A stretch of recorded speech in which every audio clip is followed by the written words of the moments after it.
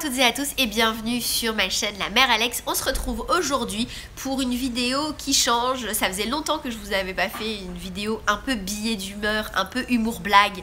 Là récemment, étant donné que ma fille était malade, j'avais un sujet tout cuit.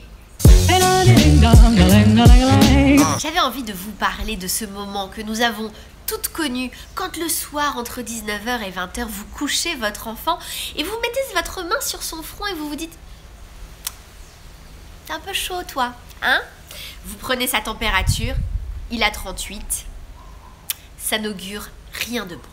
Vous sortez de la chambre, vous retrouvez le père de l'enfant et là commence la guerre psychologique. Chérie, la petite est malade, elle a 38 de fièvre, je sais pas trop ce que ça va donner pour demain matin. Si éventuellement elle peut pas aller à l'école, tu peux gérer toi? Ouais, attends, bouge pas, je regarde.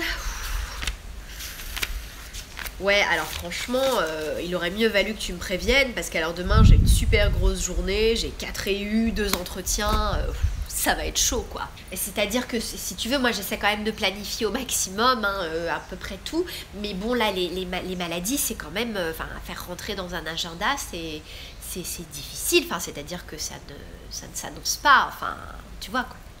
Mais bon après je peux comprendre, hein, si tu as une journée difficile demain, je vais me débrouiller.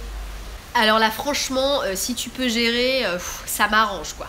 Évidemment, si on devait faire un arrêt sur image dans cette situation, au fond de vous-même, vous savez bien que c'était couru d'avance et que c'était vous qui allez rester vous occuper de l'enfant malade parce que c'est le rôle de la mère. Mais au fond, très objectivement et très honnêtement, est-ce que ça vous soulage pas un peu d'être là quand votre gosse est malade parce que vous êtes quand même un petit peu la seule à savoir vraiment bien vous occuper de ce genre de situation?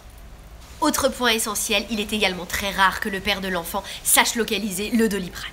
Vous vous retrouvez donc dès le lendemain matin armé de votre boîte de mouchoirs, de votre thermomètre, de votre Doliprane toujours puisque vous avez su le trouver, prête à toutes les éventualités. Et vous vous apprêtez bien sûr à passer la journée à câliner, nourrir avec de la soupe maison, des petites purées pleines de vitamines, des écrasés de pommes de terre pour dissoudre les microbes et toutes ces choses-là, à câliner ce petit être qui a tant besoin de sa maman devant l'intégrale de Disney.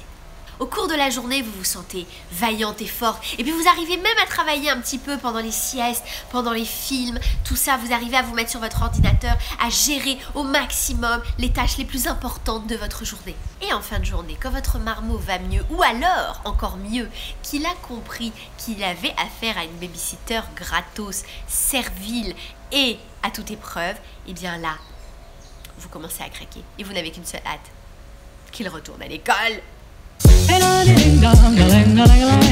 C'était un petit peu mon sentiment personnel pendant la maladie de ma fille que j'avais assez envie de partager avec vous parce que je pense que sur la plupart de ces choses-là, nous sommes toutes pareilles, c'est-à-dire qu'on estime que c'est à nous de le faire, que oui, il faut qu'on y aille, etc. Le père, c'est toujours compliqué, hein.